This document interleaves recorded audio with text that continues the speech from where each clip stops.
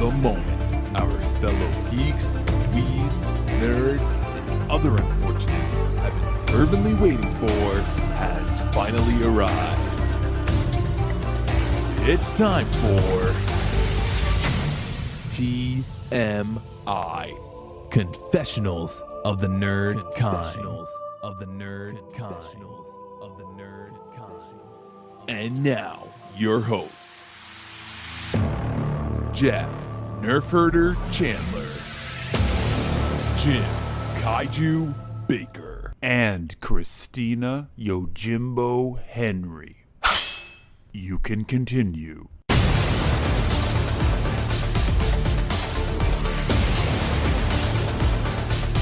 And now, let's get on with the show. Here is TMI. What are we doing today? So let's get into this. I hope Yes. this episode is not as long as the combined length of our features. One much longer than the other, I must add. That is true. Yeah, well, I guess we'll find out, huh? Yeah. So what are we actually talking about here? Oh, welcome everybody. Welcome. Once again. We're doing Disney today. It's Disney. All three things we're talking about is we're going to be Disneyfied on this episode. Are we like Disney princesses here? Are we digging that Maybe. deep And with, just with Loki's gender fluid? and this is going to be a trend within the next few weeks because just a little bit of foreshadowing. Stay tuned to what we're going to be covering next week. But I think it's going to be some more Disney. Yeah. And we have to get into it because our second feature. Why is this not on Disney Plus? That is a good question. I assumed that it was, and was it Benny Hill or Monty Python that says, when you assume you make an ass of you and me? I think everyone says that. I think it was on one of those shows, and that's where it stemmed from. But I assumed foolishly that the first Maleficent was on Disney Plus and readily available for us to watch. I would have backed you up. We didn't even think twice about it when we didn't even look. Didn't even look. Know, I am confident that this movie is on Disney Plus, and it was apparently not. That's not the case. The second one is. But you need to watch the first one before you can watch the second one. I almost wanted to watch the second one on purpose, just to be like, oops. But before we get to Maleficent, we are actually pairing this up with a new release, which I'm assuming you did watch this on Disney Plus. I did.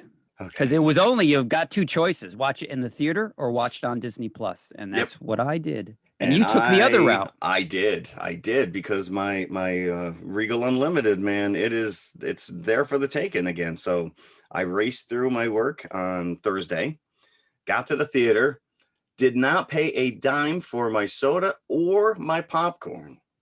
I don't really know what was going on there. I didn't ask too many questions. I just took it and ran. But I had the whole theater to myself. And then 10 minutes into the trailers, a lady walks in and sits right behind me. And then when the movie's over, I like to sit in during the credits just to kind of take it all in. And maybe there's something on the back end. And I'm thinking to myself, is she waiting for me to get up and leave first before she walks past me? So then it became like this cat and mouse thing. Like, is she going to sit there and wait for me? Or am I going to have to be the gentleman and get up and leave first? So this was also someone that was there solo, correct? Yes, correct. Yeah. So you don't know. Maybe she has a sweet spot just like you do. And she was not going to be deterred from sitting in that sweet spot. Yeah.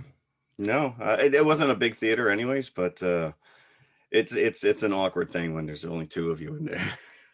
True. And you're sitting, if it was two guys or two women, it would probably, be a lot more palpable. But even though restrictions are lifting, you're still thinking about that social distancing. You don't want to be right on top of somebody else. No. So, all right, cool. Well, we'll get into it. We have a little bit of news. Sure. Okay, before we do all right, so news-wise, I have one death and two tweets, basically, to talk about. But this has to be a new section that we're going to start, like things Jeff learned today, because I heard this little factoid and it kind of blew my mind. Did you know that Family Matters, the TV show, is a spin-off from Perfect Strangers? Family Matters. Remind me who was in that show. Did I do that? Oh, that's the Urkel show? That means Urkel and Bulky lived in the same universe. I didn't know that it was I didn't know that either. That kind of blew my mind, and I'm like, what? So I learn something new every day. And that was, I'm just going to tuck that feather. Why? Into my Is cap. there a character that shares the two shows? I'm guessing. The only thing I can think of is the father, the cop, who I thought came directly from Die Hard. Oh, you thought that was the same character? Yeah, that he's maybe basically all three exist in the same universe. It could be Urkel and John McClane. Urkel, John McClane, and Balky. Together. Yep. Don't be ridiculous. So there you go. We just aged ourselves significantly with that. Ned Beatty, 83, passed away. Deliverance, Superman, obviously. Superman. Mr. Luthor. Mr. Luthor. Like younger fans may recognize him as that piece of crap pink bear from Toy Story 3, Lotso. I never realized that he voiced Lotso. You did not? I did not. No. Why? I had it in my head that it was Wilford Brimley for some reason. Yep. So unfortunately, 83, man has passed. I'm gonna go. I just found out that there are 38 honorees who are getting their star on the Hollywood Walk of Fame this year. And this blows my mind that she has not received one yet, but Carrie Fisher will finally get a star on the Hollywood Walk of Fame. Good. Yes. Mark Hamill actually tweeted out, much love and a very special one-finger salute to the incomparable, hilarious, and irreverent force of nature that was my space sis, Carrie Fisher. Her star will blaze from here to eternity. Francis Ford Coppola, not a star on the Walk of Fame yet. He's getting one this year. Macaulay Culkin, he had one movie. 2, Ray Liotta, Ewan McGregor, Helen Hunt, Willem Dafoe. So I don't know how if this is just like, you throw enough money at them and they're like, yeah, we'll give you a star. It occurs to me, like when you say Macaulay Culkin's getting it, like, okay, who would show up at the ceremony? I bet you he would.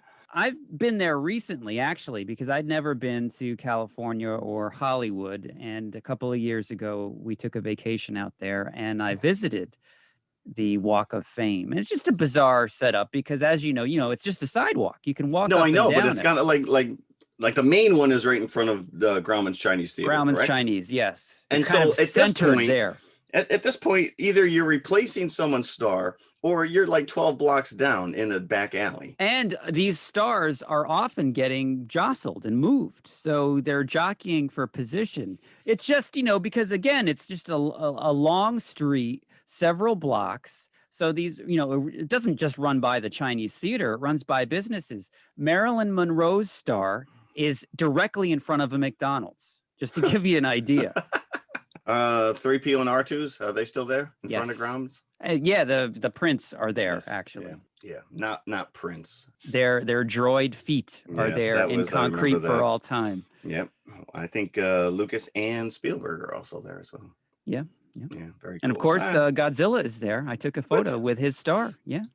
There's it takes Godzilla actually appeared. Not full size. That would be awesome. Just a giant footprint. Just some guy in a suit was there. Still very cool. One other tweet. This one I'm going to put in the. I don't know if this guy's just angry. He sounds like he's a little bitter here. But Lou Ferrigno, the OG Hulk, sent out a tweet the other night. Can't think of another superhero that isn't in costume or CGI. Worked damn hard on my diet and exercise for the Hulk. Wasn't going to let anyone down. The Hulk was my hero as a kid as well. Hashtag OG Hulk. Hashtag no CGI involved. Is he just mad now because the Hulk is a giant CG character? Well, if you think about it, it would kind of be a letdown if the Hulk wasn't, because the Hulk needs to be like 8-9 larger feet than tall, life, yeah. Right? Yeah. And listen, you know what? The man made an entire career out of this character because he really hasn't done anything since then. And he's still to this day shows up to all these conventions. He somehow cornered the market on Polaroids, where he was like charging people $30 to take a Polaroid with him back in the day. I don't know. Maybe he just went off his diet and got a little tipsy there and texting some nasty stuff. Anger tweeting is never a good idea. He actually has hashtag don't make me angry. Yeah. Too late. Oh, I've got a bit of news. Yeah, let's go. A film that we were planning on covering later in the summer has been pushed back. Surprise, surprise. The Beatles Get Back documentary, which is... They did get back, huh? They did pushback. Peter Jackson has been putting this together using hours of footage from this thing's like 6 hours. It's a 6-hour. It used to be they were planning on a theatrical release in August, and that was the case for several months, and that's what we were hearing. It's coming out in August. Now it is set to be released over Thanksgiving weekend in 3 separate parts, much like the Beatles anthology special, for those that remember it, when that aired in 1995 on ABC. So yes, 6 hours. It's going to be 3 separate parts, 2 hours each. And again, this is footage being culled from those Let It Be sessions that resulted in the movie in 1970. But these documentaries are going to feature footage not in the original movie, and it's going to focus on the good times rather than the breakup of the Beatles. Is that why it's 6 hours long? It may be, but it looks, again, and Jeff and I spoke about this months ago, but we saw that little preview that they were offering on Disney Plus, and the footage looks better than like movies that you see brand new in the theater. They've cleaned this up so much it hurt my eyes to look at it. Crazy. I can't imagine 6 hours in the theater though. So no, it's not. No, I know. It's bypassing theatrical release completely. I think probably it has to. There's what you got one screening a day. So now it's basically being considered a mini series, I believe. Well, I guess we'll have to hold out and see what happens. Thanksgiving weekend. All right, so that's all the news we have. So that means we're going to get into our feature. Again, we try to theme our episodes. So this week we're talking about 2 reimagined Disney villains. And what's up with these villain-centric movies? Because this is like the newest trend. And so after you watch these 2 movies, and we're talking about Cruella first, they're kind of not so villainous anymore. No, I'm going to say right now, I feel that if you're a Disney purist, they go out of their way to really humanize this character. And they don't do a really good job of fleshing out her hatred for the Dalmatians. So it's if not anything, she loved them by the end. Yeah. So it's kind of, we'll get into it. I think again, if you're a purist, you may be like, what is this? Because this is not the character, but it was still fun. Like you're saying, if you're expecting, this is kind of like going to see Prometheus and saying, I thought this was supposed to lead into Alien. What's going on here? Well, the last 2 seconds, yeah. So that is kind of what you're looking at here. As Jeff was saying, this isn't really going into 101 Dalmatians. It's kind of like an alternate reality version of 101 Dalmatians. Yeah, and I forgot that Glenn Close actually played the live action version. Yeah, in a couple 96. of different movies. There was a sequel to the live action 101 Dalmatians. Was it 102 Dalmatians? I think maybe it was. There was like a play on the number in the sequel. Yeah. But apparently when they started this process of making this film, they were looking at a prequel to those movies rather than 101. I've never seen the Glenn Close 101 Dalmatians. No, I can honestly say I don't. Nor did I go back and watch 101 Dalmatians, the animated series or the movie, just to kind of see how it tied in. Yeah. Oh, I've seen that so many times. It's been quite a while for me, but so Emma Stone plays Cruella, or as we're introduced to her, Estella, as a little girl. Because who would name their child Cruella, really? Well, so, it's played as a little joke, as a play on her name, because she's not a nice little kid. She's not a nice little kid. So her mom kind of says, doesn't give her the name, but says, you're not Cruella, you're Estella. So, and she always remembered that comment. Yeah. I will tell you right now, and this is embarrassing as all hell. So Emma Thompson plays the Baroness. And I honestly thought that was Helen Mirren for 3/4 of the movie because she's in a fair amount of makeup and she's heavily done up and she's the Baroness. So she's got this regal look to her. I couldn't help but this is Cinderella / Devil Wears Prada with a little Zoolander thrown in. And I think at one point a character actually calls her Cinderella or refers to her as Cinderella.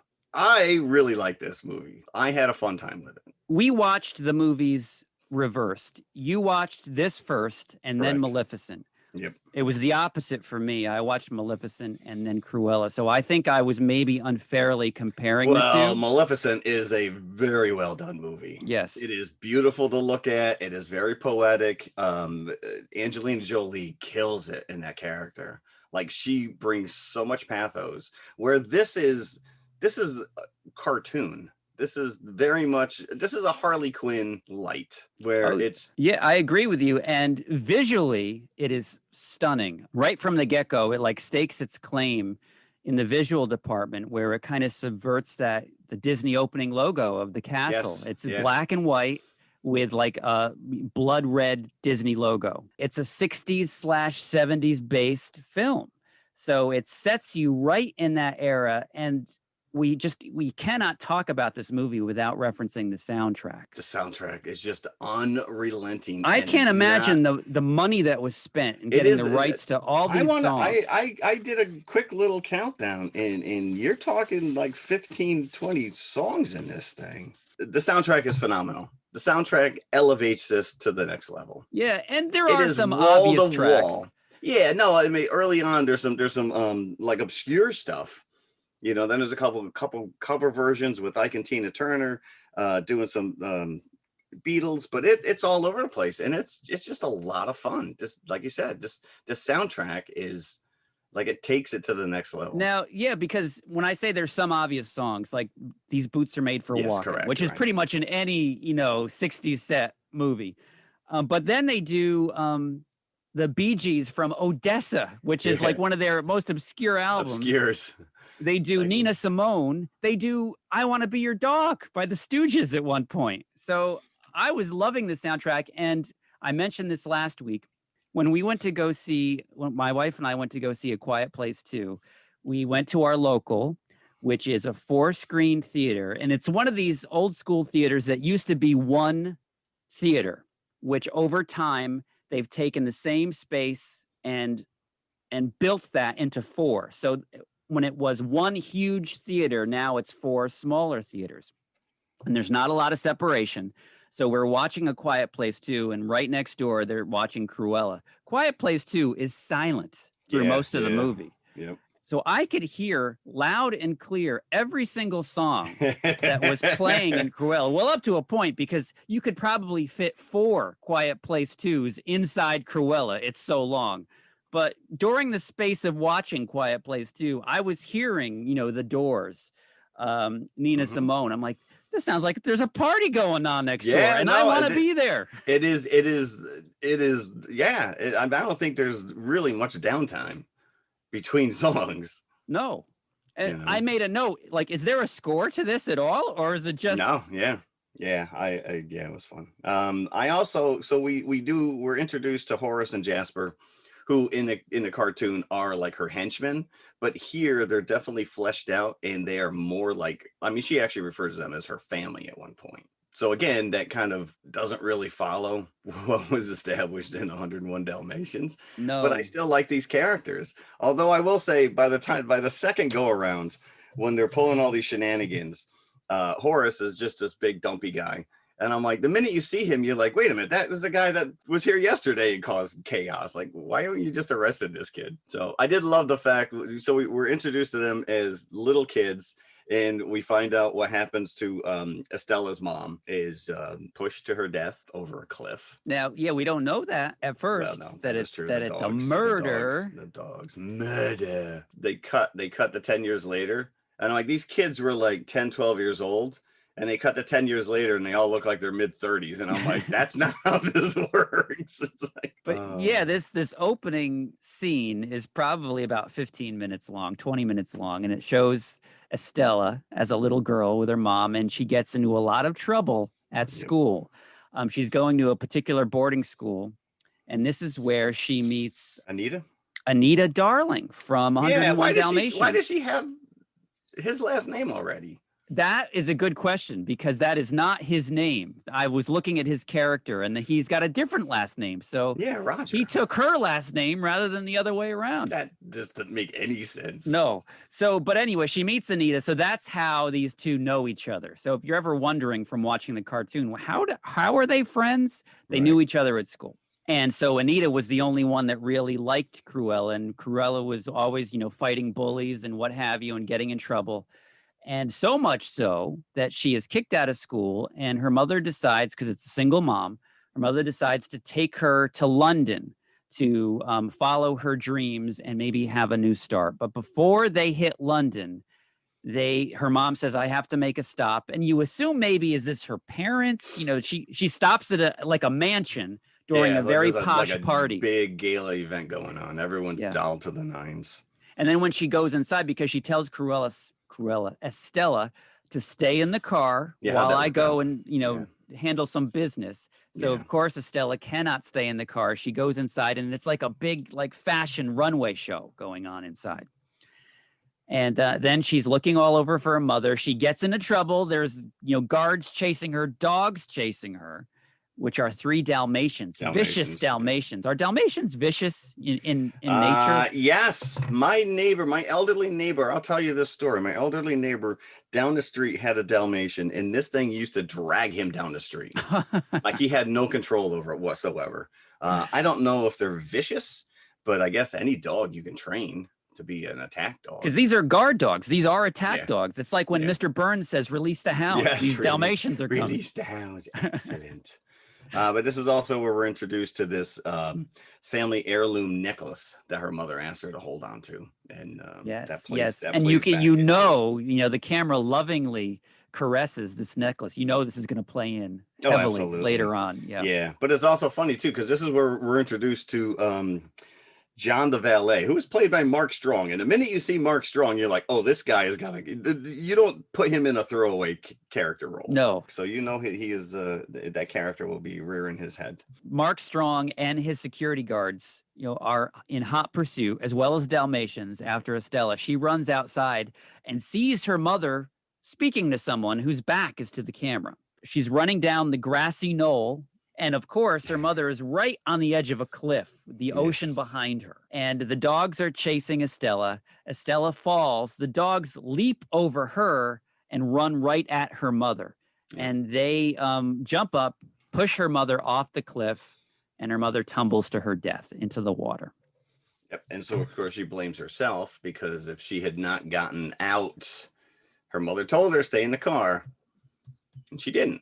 She got into trouble. Not. And they released the hounds, and so she blames herself for her mother's death. Well, before they hit the party, on their way to London, on their way to this mansion, actually, her mother says that she wants to go to Regent's Park in London and have a cup of tea with Estella, and as a celebration of getting there. So that is a theme throughout the rest of the movie. Estella, and I do like that. Again, you're humanizing this character. You're taking what is a one-beat villain and really fleshing her out to the point where she's not villainous at all. I mean, you see this transformation from Cruella / to Estella, and Cruella is a jerk. She's mean to her friends. They don't like her. I don't like her, but yet you still can't. There's a lot going on here. Yeah. And we'd be remiss to point out that she is born with that two-toned hair. So which is all over the place, because as she goes into these costume changes, and one minute her hair is curly and it's up over her shoulders, and next it's all the way down her back, and it's she's got wigs at her disposal. The costume design on this was Jenny Bevan, and you got to give this woman serious props. There was 277 costumes through this entire movie, 47 alone for Cruella. Because again, like I said, this is Devil Wears Prada / Zoolander. They're one up in each other. She's trying to take this Baroness down a peg. She infiltrates. She ends up working for her as Estella. Right, but it's not nefarious to begin with, because she truly wants to be a designer. And this is, as you see her and Horace and Jasper toiling away, and they're kind of they're con artists, and they're doing what they can or what they have to do in order to survive on the streets. But this is her dream job, and she gets that opportunity. Right, and so as you said before, escalates to the top. Horace, Jasper, and Estella meet as kids because Estella goes to the fountain where she was supposed to have this cup of tea with her mom, and she sees Horace and Jasper there grifting and stealing and, from other people there. Yeah. So, and they live on the streets. So she takes up with them. And from that point on, they become like a family. And then fast forward, as Jeff was saying, to, a few years later, and they all seem to be in their, mid to late 30s, and they're still living on the streets, and their grifts have become much more elaborate. Yeah. So that's how they survive. But again, her dream was to be a fashion designer, and she is given a job due to the very selfless efforts of Horace and Jasper, by the way, at the top department store in London. And this is where the Baroness, who is the top designer, features all of her lines, her clothing lines. So even though, it's a job at this store, it's the lowliest job you can think of. She's cleaning toilets. And there's a great, like a one-shot scene where the camera's threading through all the various back hallways of this store until you finally center on Estella scrubbing, the bathroom floor. Literally Cinderella. She's begging the boss, Joe, just give me a shot. I can work on the store window. And he's saying, absolutely not.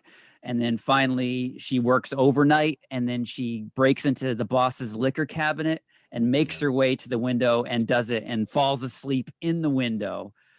And the next morning she wakes up and the Baroness is there, Emma Thompson, and she sees what she's done to the window and loves it. Although, not in so much those terms, because she does not really give compliments that easily. I was gonna say, I don't think she emotes. But begrudgingly takes this girl under her wing from this point on in the movie. And I like that between the two of them. I mean, the two of them just completely vamped it up. I mean, you just got one more, elaborate set piece after another as Cruella's kind of trying to take her down a peg. And now, at first, this persona of Cruella comes to the fore because the Baroness is just consuming everything that Estella is giving her and taking it as her own credit, which is, I guess, par for the course in that industry. Yeah, absolutely. That's any industry. Yeah. But she doesn't appreciate this treatment. So she becomes Cruella and becomes like, it's almost like a superhero. She's Estella by day and Cruella by night.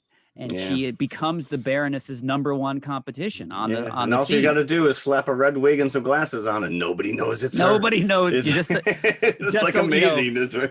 A party mask, and she lets her real hair, fly, and then nobody knows that that's Estella. Yeah. Well, now that we say it like that, it's not as good. But again, Anita Darling comes back into it now because she's a fashion reporter. Cruella Estella lets her in on the secret. So Anita is always there, kind of like Peter Parker and Spider-Man. Yep, absolutely. Yep. Yeah. So she gives her front page stories whenever Cruella shows up and one-ups the Baroness. Yep. Where is she? I don't know what you're talking about. I just show up with my camera. There she is. Yeah. I did find it interesting that the actor who plays Horace, he drew inspiration from Bob Hoskins' character in Hook. And once you hear that, you're like, all right, that makes kind of perfect sense. I enjoyed it. It's not a great movie by any means, and like I said, if you're a purist, you're probably gonna hate it. So, but it goes on and on. It does go on and on, and there's a big twist which I did not see coming at all. The locket comes back into it. Her mother has it in the beginning of the movie, and then she dies, and you assume that the locket is lost or what have you, but. And this is even after Estella becomes Cruella and starts one-upping the Baroness. Estella notices that the Baroness has the locket. And during one of these set pieces, one of the Dalmatians ends up swallowing the locket. So they dog-nap the Dalmatians, a callback to the original cartoon, and wait for the locket to come out the other side, which it never does. Right. Because she wants, it's a family heirloom, right? And so then, at least that's what she was told, yeah. So Mark Strong comes back into it, and he's a little bit disgruntled as an employee of the Baroness. This really dark backstory is revealed, where the Baroness is revealed to be the true mother of Estella / Cruella, which is where she gets her cruel streak. I don't know where she gets the black and white hair, because the Baroness doesn't have that. And she also, that's where she gets her skills as a designer. And the locket actually contains a key that opens up a lockbox of the Baroness's that has Cruella's birth certificate. Why would you keep that? Why would you keep that? If you you basically told this guy, take care of it, go throw this kid into the ocean, why would you keep the birth certificate? So at this point, there's a flashback to that night on the cliff again. And it turns out that the Baroness blew the dog whistle, and she knowingly set the dogs to push Estella's, adoptive mother over the cliff, and hence murdered her.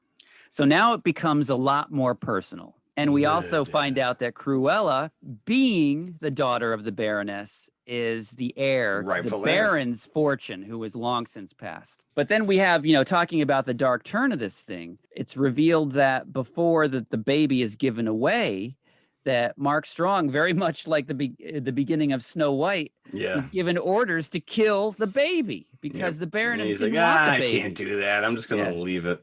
Leave it in the woods. So the adoptive mom was a maid that worked for the Baroness. So Mark Strong gives the baby to the maid, and then that's how she ends up with Estella. You could see why it was given a PG-13 rating for thematic issues. A lot of murder going on. Lots of murder. So so there's a final ball at Hellman Hall, which is the mansion that is owned by the Baroness, and Cruella actually sets it up where she is on the edge of the same cliff with the Baroness to try to goad her into doing the same thing that she did to her mother. And of course it works. It works. Yeah. This time she physically pushes her over the cliff rather than have the dogs set upon her. But not before the entire party files out into the yard and is witness to it. Which is helped by Mark Strong, who is bringing everybody outside. So you see her tumble over the rocks, and you're like, okay, how did she survive that if she set this whole thing up? She got a parachute, of course, so she parachutes to safety. Horace and Jasper are waiting for her in a boat down below, but yet they somehow make it in time to see the Baroness arrested up in the mansion. Yeah, and then she changes clothes and shows back up as Estella. And the Baroness is like, no, it's her. She's crazy. And they're like, what are you talking about? No, that lady's got glasses and red hair. That's not the Cruella. You just killed her.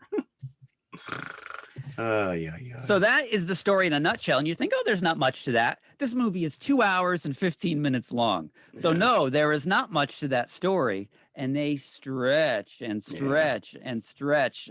I was like, am I watching a director's cut here? Did they skip right to the director's cut? Or, the other possibility is that they were making like a Lord of the Rings. They were making part 1, part 2, part 3 simultaneously. Let's just put it out all together.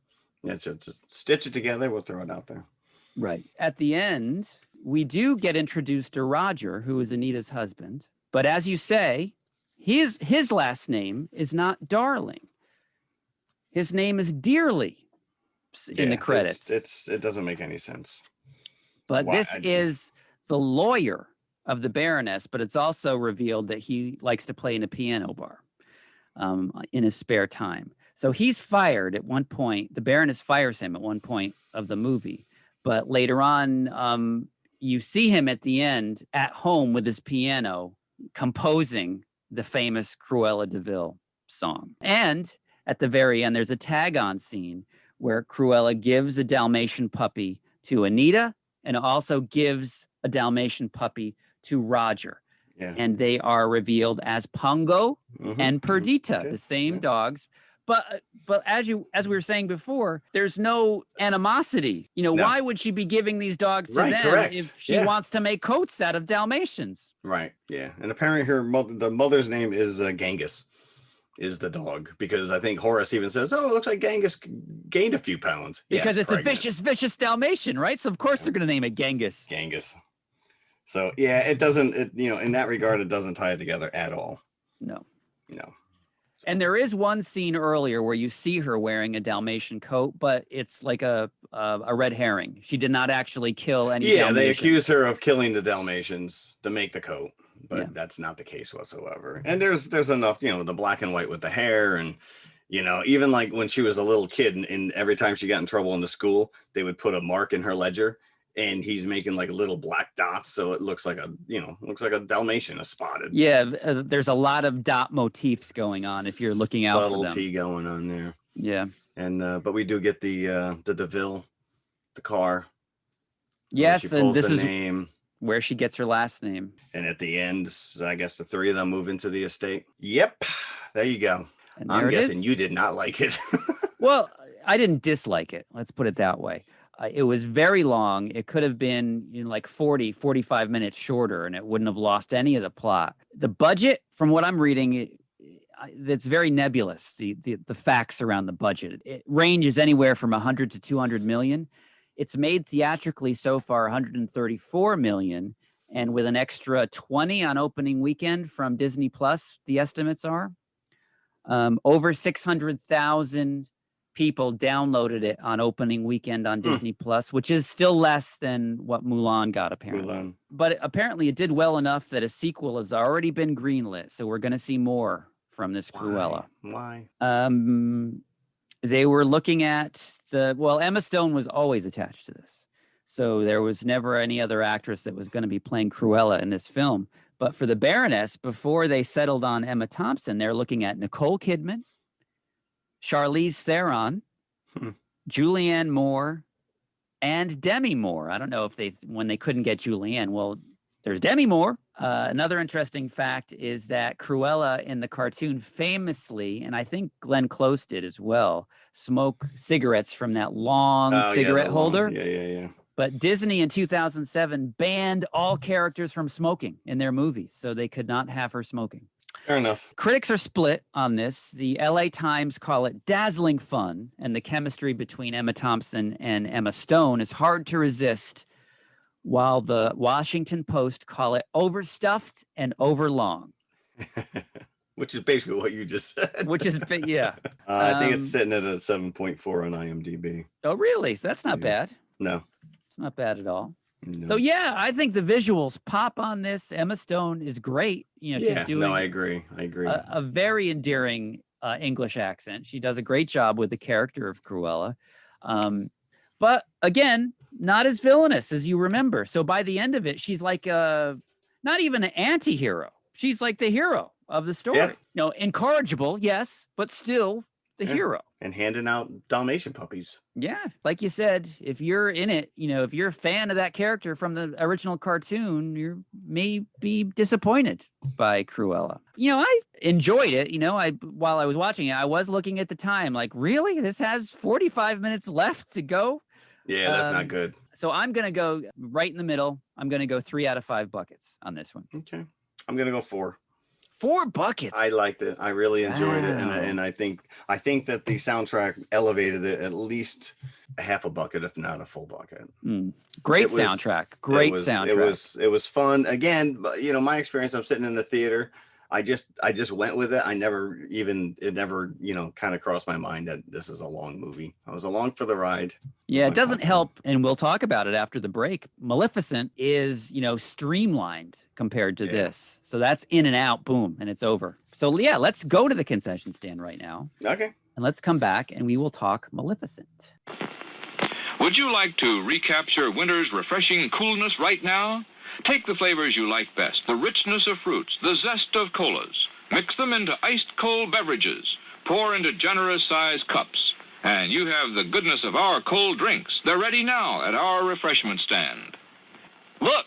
Ice cream, still the top favorite. Try some and thrill to the ice cream taste. Yep, it's real good. The favorite of young and old alike. The smooth, flavor-rich cream, heaped and overflowing, delicious, and refreshing. Okay, we are back. And it's Maleficent. Maleficent. Yeah, I don't want to put an I in there. I keep putting an I in there, but it is not. Even when I was looking for it, I'm like, it's not even showing up. Because I think I'm thinking of the word malicious, so right. I'm making that normal leap. Maleficent. 2014. So we both watch this on Amazon Prime. Is that correct? No, I was able I discovered, because my plan was to watch Maleficent on Friday night and then Cruella the following. And I did that, but I looked on Friday morning just to make sure something was eating at me. Like, you better see if Maleficent is anywhere available, because you're going to get burned if you assume. And so I looked on Friday. Sure enough, I was in disbelief that it was not on Disney Plus. I'm thinking, am I spelling it wrong? No, there's the sequel. don't see the other. Yeah. So I ran to my local library, like immediately upon discovery. And thankfully they had the copy of the Blu-ray in stock at the library. Nice. So I just took it out. So I did not watch it on Amazon. Okay. Because I did see there's 3 different versions on there available, and one of them actually has like a half an hour of behind the scenes, but I did not. I watched the 4K. Okay. I assumed that you were going to watch the one with the extra features. So yeah, and they weren't that. There was no, maybe. I don't. Yeah, I mean, Yeah, probably all maybe about like the- you said, like altogether there were featurettes on the Blu-ray that I had. So altogether it was probably about a half an hour of stuff. Yeah, it's probably a half an hour of just putting her cheekbones on. That's special. I don't think she needed any prosthetics. Well, I think Disney was actually not happy because they wanted to capitalize on her quote unquote beauty, and she's like, listen, if I'm playing this character, like, she worked really hard with the design to make this character as close to what she looks like in the animated movie, minus the green skin, though, I have to say. Yeah, she had a little bit of a green tone.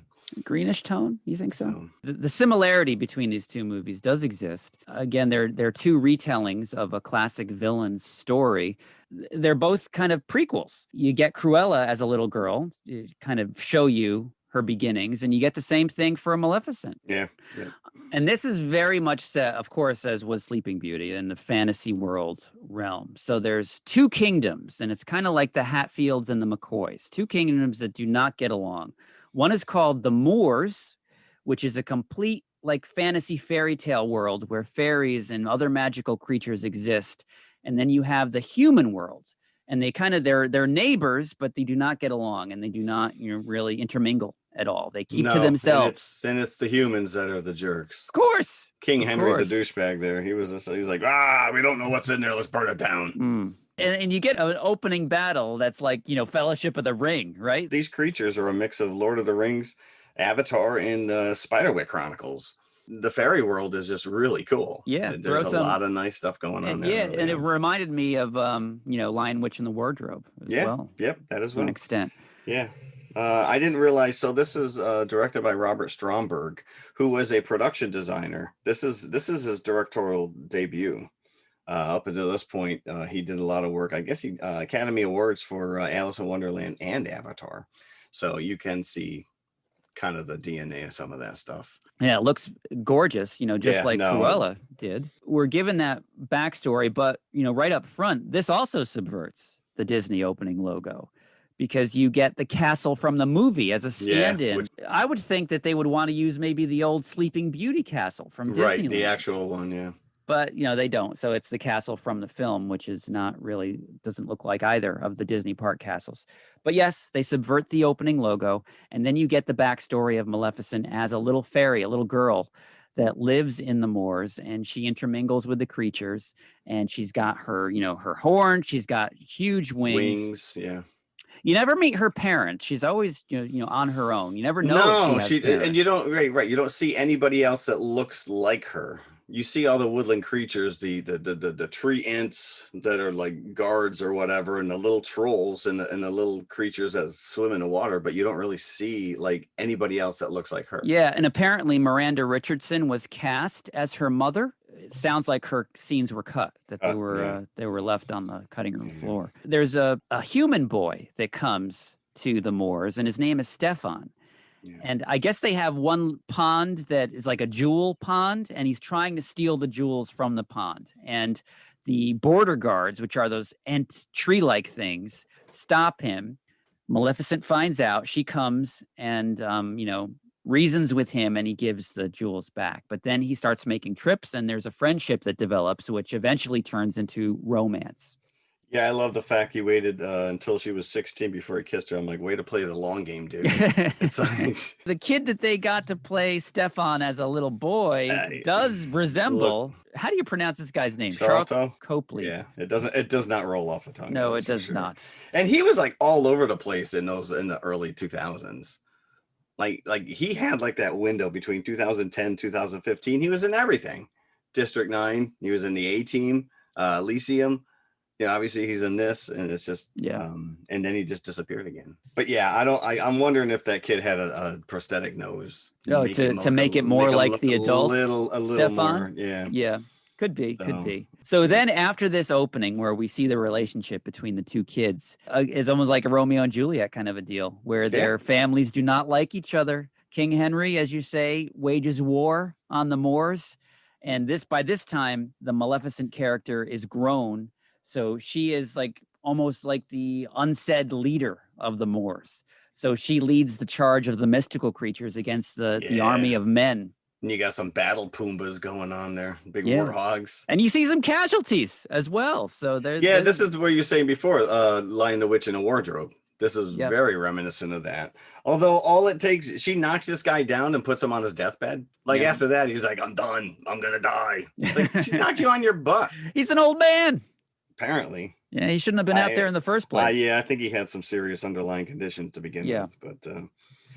So he's on his deathbed and he is humiliated by this loss that he's been handed by the Moors. So he says, anybody that can bring me that fairy's head, I will make my successor. So you see Stefan, he takes note of this. Stefan takes note of this in the throne room, right? So the next scene is him going to rekindle his romance with Maleficent. You know, he's got some ulterior motives here.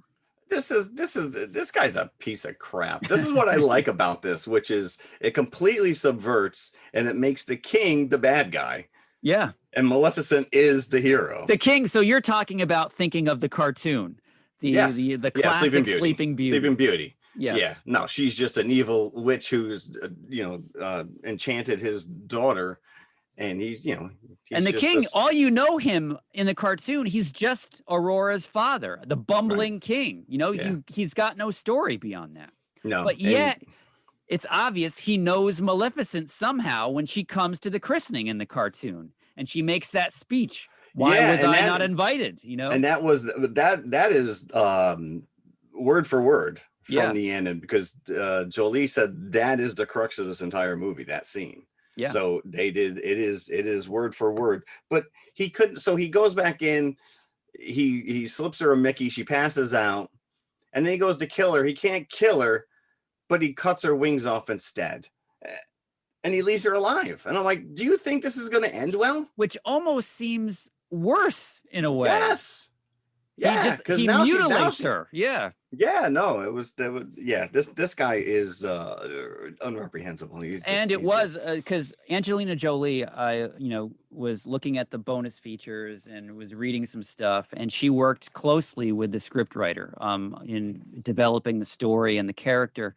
And she said it was absolutely intentional to make that scene a metaphor for rape. And you do get that bad taste in your mouth watching this scene where she wakes up and and she's just distraught and she can hardly walk because she's off balance. That is right. That's like someone chopping off your arms. Yeah. She's a mythical creature that has wings. No, this guy is just a piece of crap. But this also where we meet the crow, which is Diaval, which I think in the cartoon is Diaval. He's Diablo. So they softened him a bit. And again, Maleficent, you are with her. This story is told through her perspective. So, and just like Cruella, she emerges from this not as a villain at all, but a hero. She's a victim. Why did they feel the need to change the fairies' names? Right? Isn't it Flora, Fauna, and Merryweather?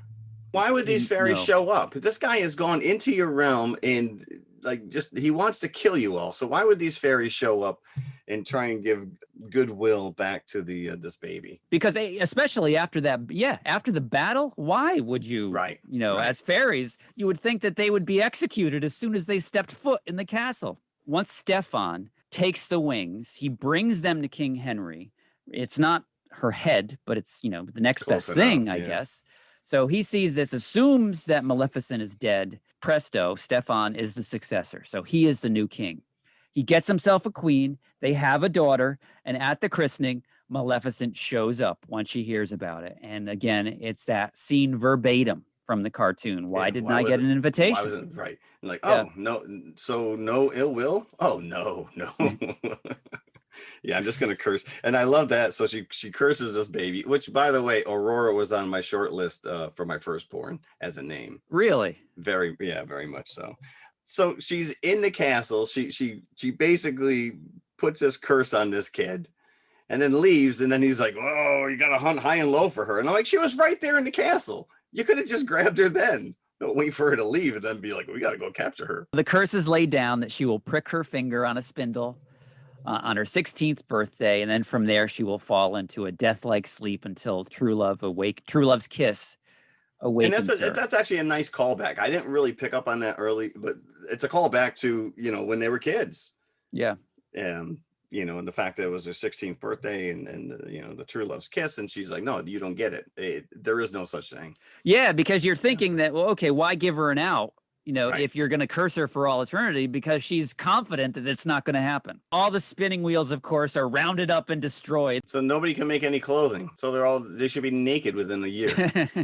And then, as you said, the fairies become the babies, the adopted mothers of Aurora. And they are probably the worst mothers that you could think of. They're just neglect the Stooges. baby. They're not there for half the movie. Yeah, they're ill-suited. Stefan sends the baby off for protection, I assume.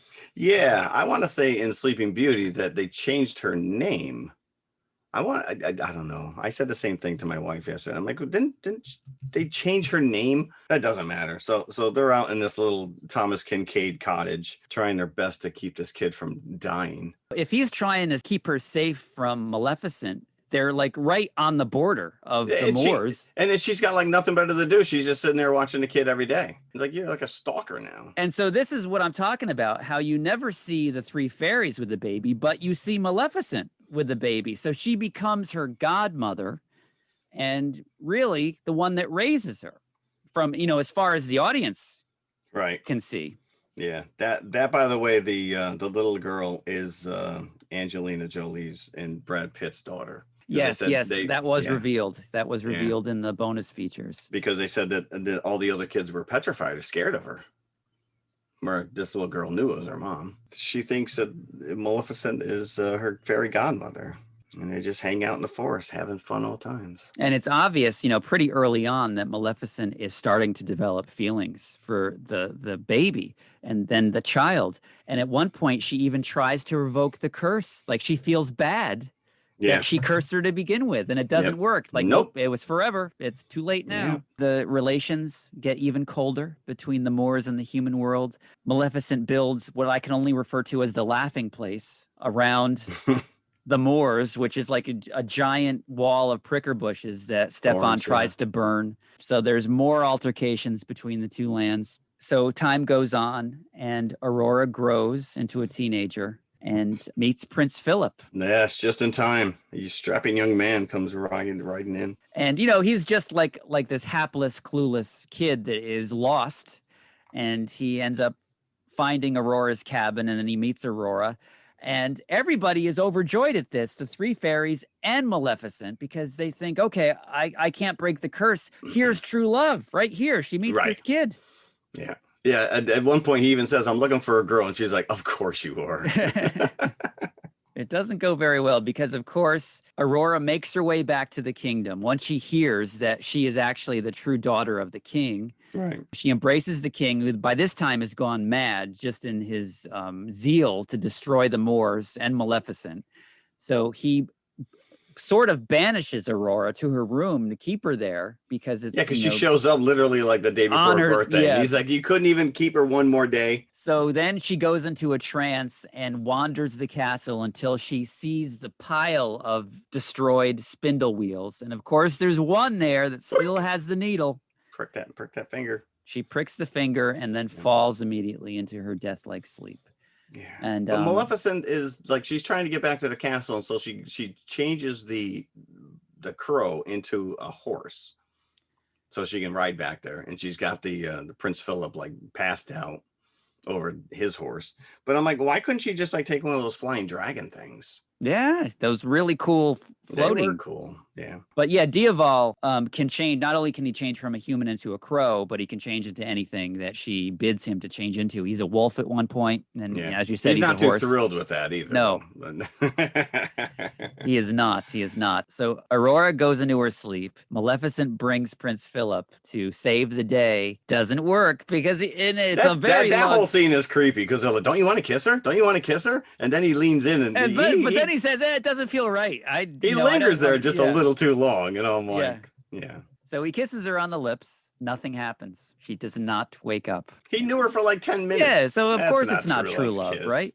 So then Maleficent steps in. Yeah, and she says, "You stole what was left of my heart." Yeah, and she kisses her on the forehead. Then bends down, kisses her on the forehead, and she wakes up immediately. Yes. So you're like, oh, there we go. True, what truer love, between a parent and a child. But I feel that Diaval could easily have woken her up as well, because he definitely, the two of them raised her in the woods, and you get the impression that they do have a bond. But that wouldn't have been anywhere near the power that it had correct. when Maleficent kisses her. Yeah. But they're going down that same route that Frozen did, where you don't need the Prince Charming to come and save the day. That in the case of Frozen, it's the two sisters, and here it's the mother and the daughter. Right. But it's that female bond, the love between them was enough to wake her up. So let's just go back and talk about the cartoon for a second, the Sleeping Beauty original animated feature from the 1950s. Now, this is well known as the last of the classic Disney animated full-length features, because after this, I think maybe Sword in the Stone followed Sleeping Beauty, if I'm not mistaken. Really? And that started using that pencil line that rough technique that you saw in 101 Dalmatians, Robin Hood, Jungle Book. Which to me, I love that kind of underdrawing feel that you see. Yeah. There's nothing I'm not taking away from that. But but you're right. This is straight up classic. This is like full lines, full color. That classic Disney animated style, and it's beautiful to look at, but a lot of people will admit that it's kind of undercooked story-wise. I always liked Sleeping Beauty because of one thing. The dragon. You live for that dragon. You live for that dragon, and you watch Sleeping Beauty only to see that scene at the end. Agreed. Where Absolutely Maleficent agree. changes and grows into the dragon. So as it was going on, I'm like, okay, there's no reference to her becoming a dragon. Right. I need this movie to give me a dragon. By the end, I need to see a dragon. Yeah. And they kind of cheat. You get Diaval turning into a dragon to fight the forces of the king once Maleficent is on the grounds of the castle. But you still get a dragon. You still get a dragon, but it was disappointing, is what I'm saying. Is that you don't get that that classic, the green, purple, black horns dragon. No, that is like seared into your memory. That is a beautiful sequence. With the barb, with the thorns, forest.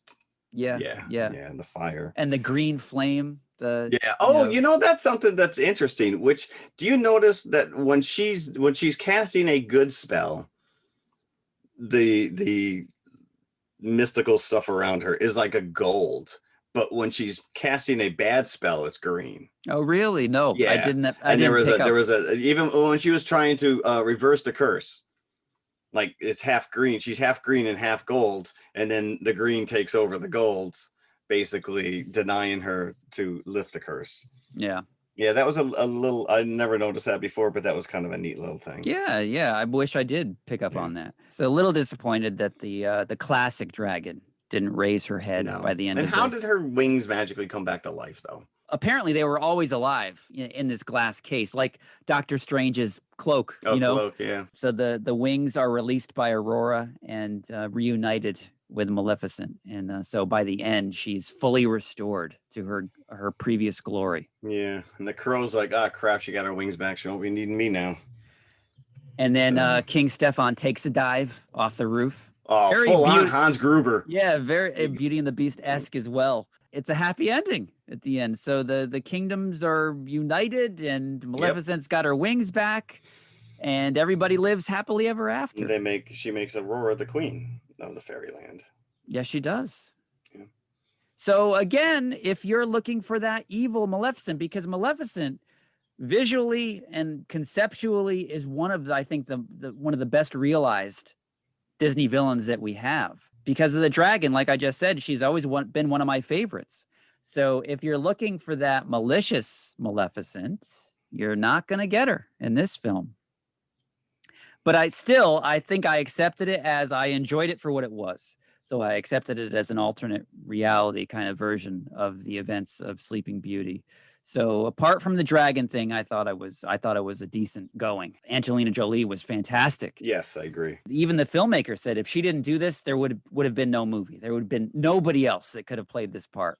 No. Besides her. But still, it makes you wonder, are they finished with these reinventions of Disney villains? Are we going to get a Shere Khan movie? You know, he adopts Mowgli and Yeah, I mean, Who's think next? about it, you know, because we've got the Harley Quinns and the Jokers and the Kraven the Hunter and Mobius and Venom, and even it was a Disney, was it The Descendants? Isn't that a whole TV show about about the villains, right? Yeah. Yeah, I was trying to think, like, who would you dig out of the Disney archives to kind of give this treatment to it? Yeah, I'm voting for the butler from the Aristocats. Oh, Edgar. Edgar. Yep. We gotta You got to bring those two dogs back, right? Edgar. Yes, that's right. I think they should make it, not even Disney, but if you want to go like Marvel or whatever, just how about we just do a whole movie about the actual Predator alien? Like, he's just a regular Joe. He's out. He's weekend booked a camping hunting trip with his buddies. You know, all these. He's out on an exotic safari, and all hell breaks loose with these humans. I'd like to see a prequel Venom movie that shows him as a loser on his home planet. And how that works, how that society is set up. Yeah, I'll pass on that. Yeah. Loser. This made enough money to warrant a sequel, which is already out there. Yep. Which is on Disney Plus. Which is on Disney Plus. The Yep. budget was $260 million on the original Maleficent, and it made 758 worldwide. So audiences were down with this. Tim Burton was originally attached to direct. I saw that. Brad Bird was supposed to be developing it, and then Tim Burton was going to set to direct it. Yeah. Wow. That would have been interesting. I don't know if it would have been ill-advised or not, seeing what he was coming up with at the time. But also, it was originally set to be animated until Jolie stepped in, and of course, they couldn't resist doing it live action if she was going to play Maleficent. Sure.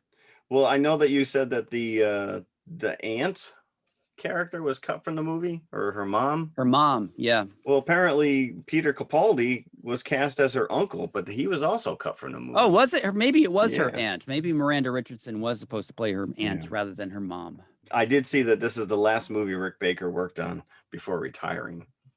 Oh, really? The famed special effects. Of course, Rick Baker. Yes, indeed. I also see that they toyed with the idea of Bette Midler, Sarah Jessica Parker, and Kathy Najimy as the fairies, as a little hocus pocus. I think that would have been a little too funny.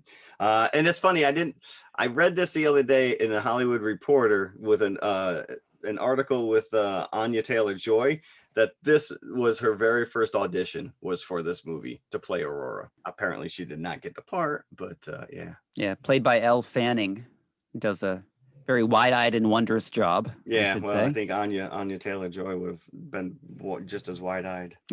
Oh, they don't dump. Yep. So yeah, I enjoyed it. I liked it. It is. I'll have to watch the other one. I've never seen. I'm interested to see. Did you enjoyed Cruella more than Maleficent? I assume. No, I went 4 1/4 on this one. 4 1/4. This is really well done. This is, like you said, it's in and out, but Jolie's performance is just spot on. Yeah. Yeah.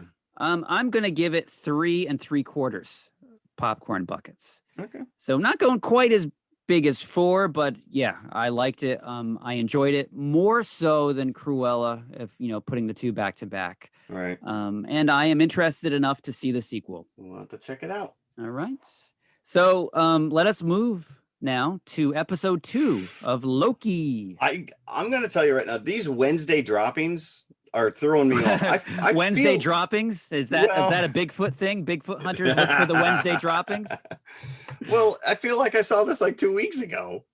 Like I had to go back and refresh because I don't watch it. I stay offline and I wait until See, Saturday. that's the problem, is that I know that it's immediately going to be talked about in my social circles, and I can't trust myself, so I have to watch it probably Wednesday night or Thursday. So now this is troublesome because there's a lot of detail to remember if once you talk about this afterwards, especially with a show like this where you're going from timeline to timeline, and little details will come back on this show. There's a lot going on with this. I had to go back and refresh myself. I didn't rewatch it, but I just watched it. I didn't take notes while I was watching it. Thankfully, Miss Minutes is back in this episode too. Little cartoon clock. Yeah, and I'm very excited that they're making a Funko Pop of Miss Minutes. Oh, are they? Of course they are. Of course. Of course they are. The Variant is the name of the episode. It would be a crime if they don't actually work this into a Disney attraction just so they can have Miss Minutes in the pre-show as you're waiting in the line. So yeah, we open at a Renaissance fair,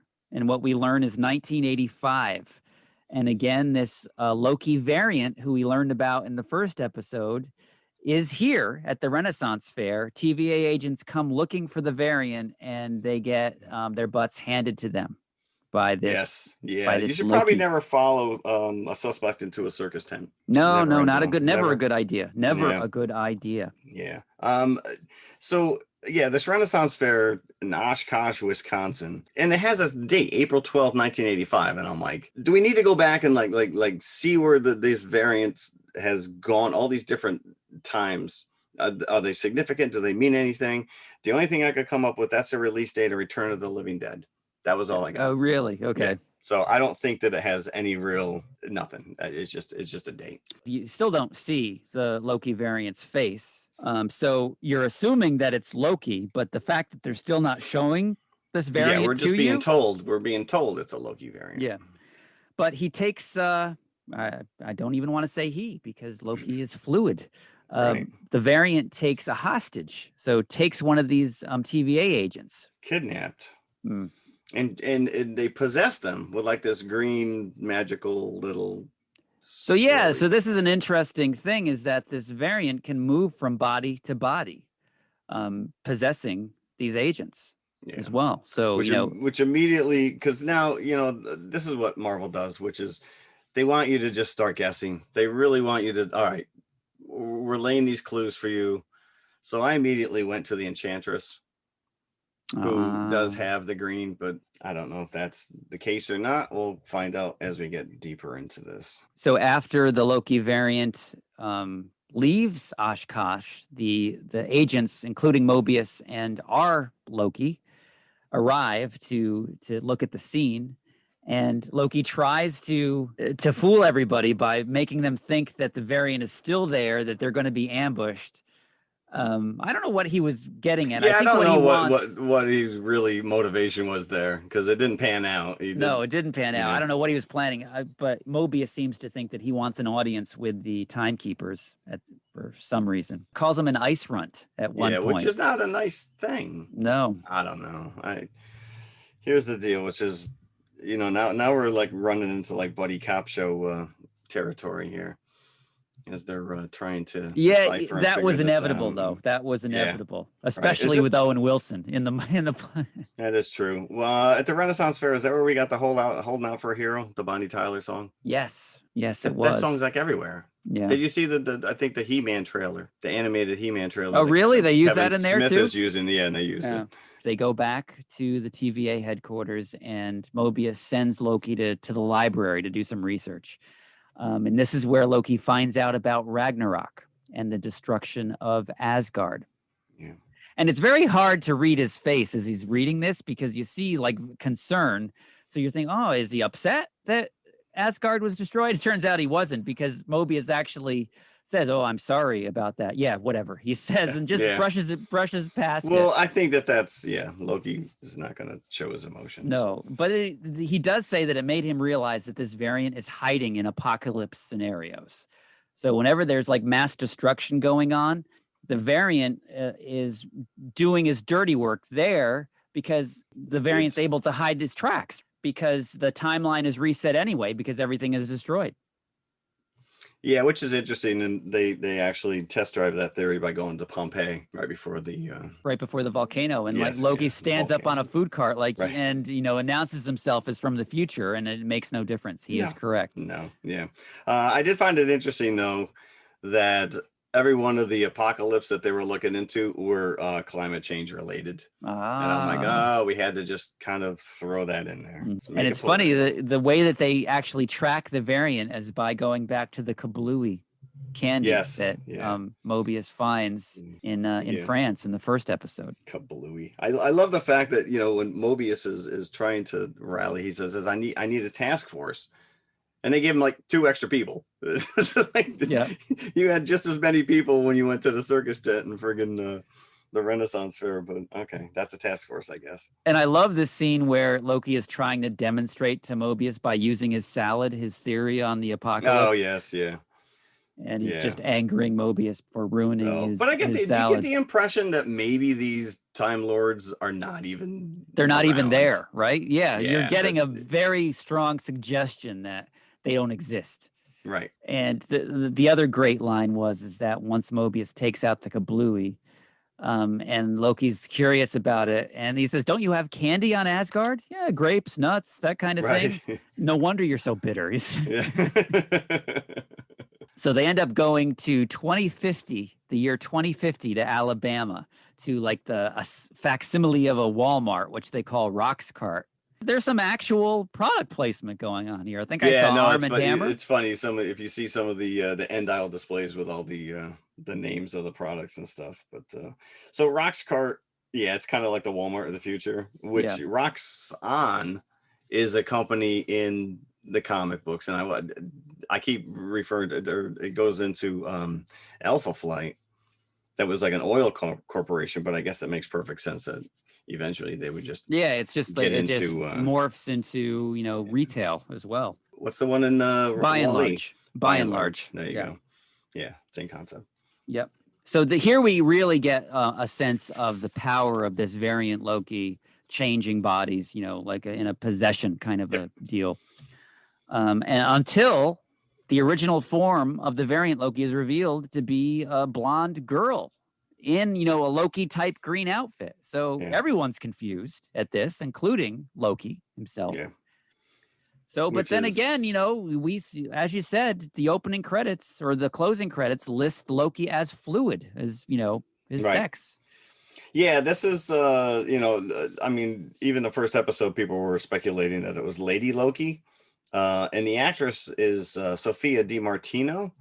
But in the end credits, she's credited as a character name called Sylvie, which is it's a character in the Thor timeline. I don't know if they're playing fast and loose. The fact that they revealed her so early on makes me think that she's not who we think it is. That there's much more going on. Right. Who this person is, because she even said, at one point she even says, this isn't about you.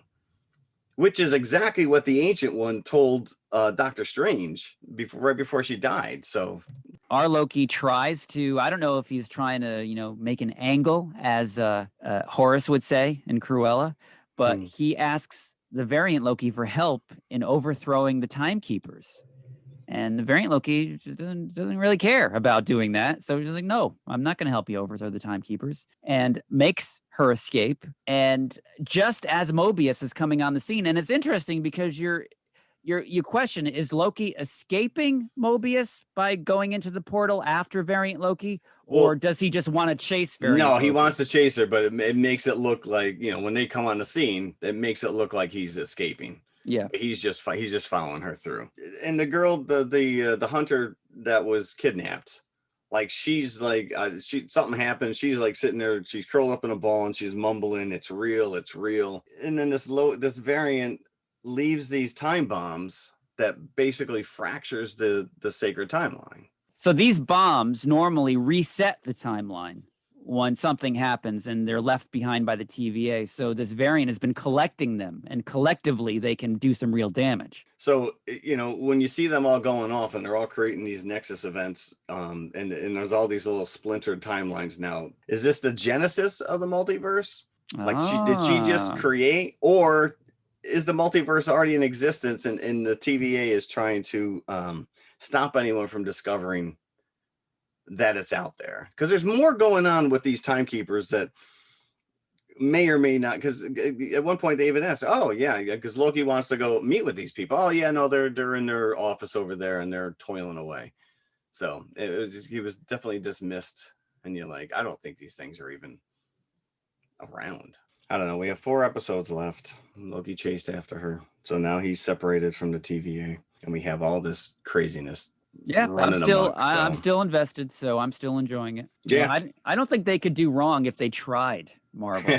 No, don't tempt them. So yeah, I can't wait to see what happens next week, episode 3. Yeah, just like that, we're halfway done. So also next week, what are we covering? We did tease that it's going to be a Disney week again. So what do we got, Jeff? What do we have next week? Is it the Suzanne Vega song, Luca? She lives on the 2nd floor? Yes. Or we could say lives on the ocean floor, judging from what we've been seeing. True. So this is Pixar's new movie, which is just dropped on Disney Plus last week, Luca, in which we have some sea monsters on vacation, I guess. I don't know. I don't know too much about it. And, as we always try, we try to give you a theme. So taking the monsters theme, and since this is a Pixar, that's right, we have not yet covered Monsters, Inc. So which is, what better opportunity? So 2 Pixar, 2 monsters, and then we have Loki episode 3. Episode 3.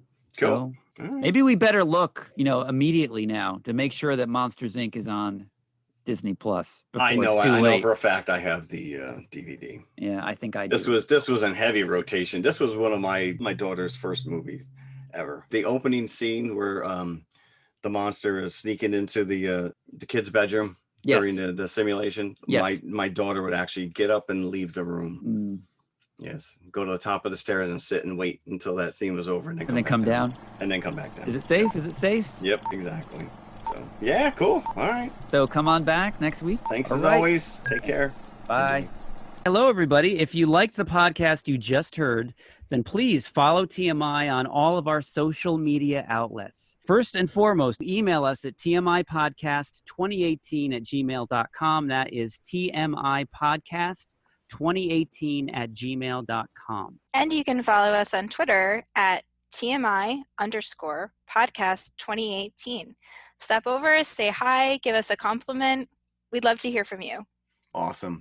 Make sure you follow us on Instagram as well, which is also TMI_podcast2018. And of course, we are on Facebook, facebook.com/TMI Podcast 2018. And it should be noted, we also have a community page, so join the forum. And if you like to watch YouTube, you can see us at TMI Podcast 2018, all one word. Look for the popcorn bucket. Popcorn bucket. Or you could just go to our website, which has every link there, TMIconfessionalspodcast.com. And we'll see you at the concession stand. We'll save some popcorn for you. Murder. Did I do that?